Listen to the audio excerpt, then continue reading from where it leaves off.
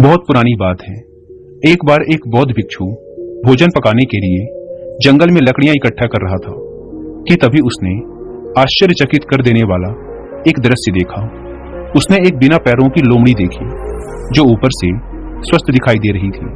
वह सोचने लगा कि आखिर इस हालत में ये लोमड़ी जिंदा कैसे है, इसके तो पैर ही नहीं है, फिर ये अपना भोजन कैसे जुटा पाती होगी। वह अपने विचारों में खोया हुआ था कि अचानक किसी बड़े जानवर के आने की आहट मिलने लगी। उसने देखा कि जंगल का राजा शेर उस तरफ आ रहा था।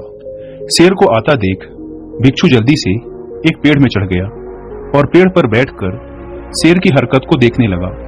शेर ने एक हिरण का शिकार कर रखा था और उसे अपने जबड़े में दबाकर लोमड़ी की तरफ चला आ रहा था। उसने लोमड़ी पर हमला नहीं किया बल्कि उसे खाने के लिए हिरण के मांस का एक टुकड़ा दे दिया और फिर बचे हुए हिरण को दोबारा अपने जबड़े में दबाकर वहां से चला गया। भिक्षु को यह देखकर और भी आश्चर्य हुआ कि शेर लोमड़ी को मारने की बजाय उसे भोजन दे रहा है। भिक्षु मन ही मन बुदबुदाया। उसे अपनी आंखों पर भरोसा नहीं हो पा रहा था। इसीलिए वह अगले दिन फिर उसी पेड़ पर आकर बैठ गया और छिपकर शेर के आने का इंतजार करने लगा। आज भी वैसा ही हुआ। शेर अपने मुंह में एक शिकार दबाकर लाया और उसमें से एक हिस्सा लोमड़ी के सामने छोड़कर चला गया। भिक्षु ने सोचा कि भगवान के होने का इससे बड़ा प्रमाण और क्या हो सकता है। वह जिसे पैदा करता है उसके भोजन का इंतजाम भी करता है। उसने निश्चय किया कि आज से इस लोमड़ी की तरह मैं भी ऊपर वाले की दया पर जीऊंगा, वही मेरे भोजन की व्यवस्था करेगा। यही सोचकर वह एक वीरान जगह पर जाकर बैठ गया। पहला दिन बीता, कोई नहीं आया। दूसरे दिन कुछ लोग आए पर किसी ने भिक्षु की ओर नहीं देखा। धीरे धीरे उसकी ताकत खत्म हो रही थी। कुछ दिनों में वह इतना कमजोर हो गया कि वह चल फिर भी नहीं पा रहा था। तभी एक दिन एक महात्मा वहां से गुजरे तो उनकी नजर उस भिक्षु पर पड़ी। वह एक पत्थर पर पलथी मारे बैठा हुआ था। भिक्षु का पूरा शरीर सूख गया था। महात्मा उस भिक्षु की तरफ गए और उसके वहां बैठने का कारण पूछा तो भिक्षु ने अपनी पूरी कहानी महात्मा को सुनाई और बोला, आप ही बताइए कि भगवान मेरे प्रति इतना निष्ठुर, इतना निर्दयी कैसे हो सकता है? क्या किसी को इस हालत में पहुंचाना पाप नहीं है? महात्मा जी ने कहा, बिल्कुल है, लेकिन तुम इतने मूर्ख कैसे हो सकते हो? क्यों नहीं समझे कि ईश्वर तुम्हें उस शेर की तरह बनते हुए देखना चाहते थे, उस लोमड़ी की तरह नहीं। दोस्तों, जीवन में भी ऐसा ही होता है। हमें चीजें जिस तरह समझनी चाहिए हम उसके विपरीत समझ लेते हैं। हम अक्सर घटनाओं को अपनी सहूलियत और अपने फायदे के अनुसार समझते हैं। एक ही बात का अर्थ दो लोग अपनी जरूरत के हिसाब से अलग अलग निकाल सकते हैं। हम इंसान अक्सर ऐसी बातों और घटनाओं को जल्दी सच मान लेते हैं जो हमारे पुराने विचारों से मेल खाती हैं और अंदर से हमेशा ही ऐसी घटनाओं, तथ्यों और चीजों की खोज में रहते हैं जो हमारी मान्यताओं को सही साबित करती हों। ज्यादातर लोग अपने आलस्य की वजह से ऐसे कामों को चुनते हैं जहां उन्हें कम से कम मेहनत करनी पड़े, लेकिन फिर ऐसे लोग अपनी क्षमताओं का सही उपयोग नहीं कर पाते।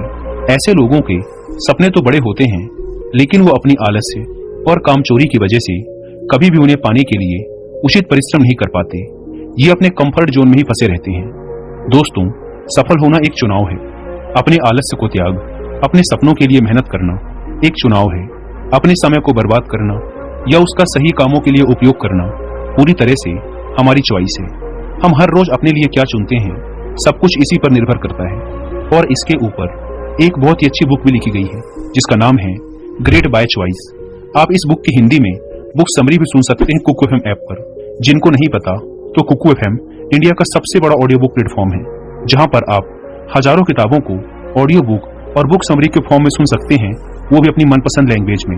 इस प्लेटफॉर्म का ईयरली सब्सक्रिप्शन पड़ता है सिर्फ 399 रुपीज का, लेकिन आप में से पहले 250 लोग इसमें भी 200 रुपए बचा सकते हैं अगर आप यूज करते हैं कूपन कोड WI200 और आपको ये पड़ेगा सिर्फ 199 रुपीज में, वो भी पूरे एक साल के लिए। ऐप की link description and first comment पर मिल जाएगी। दोस्तों, हम सभी के अंदर कोई ना कोई ऐसी खूबी जरूर होती है जो हमें जिंदगी में बहुत ही ज्यादा सफल बना सकती है।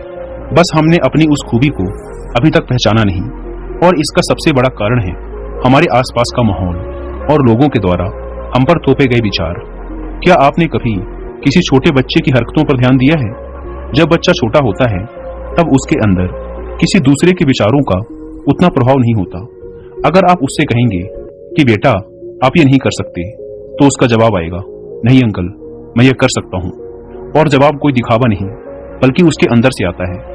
आप कभी ध्यान देना कि छोटे बच्चे अपने सामने आने वाली कठिनाइयों को चुनौतियों की तरह लेते हैं और पूरी ऊर्जा और तन्मयता के साथ उनका सामना करने की कोशिश करते हैं, क्योंकि तब तक किसी ने उन्हें यह झूठ नहीं बताया होता कि ये जो कठिनाइयां हैं ये तुम्हारी जिंदगी की मुसीबतें हैं, ये तुम्हें आगे बढ़ने से रोकती हैं, तुम इन्हें हरा नहीं सकते।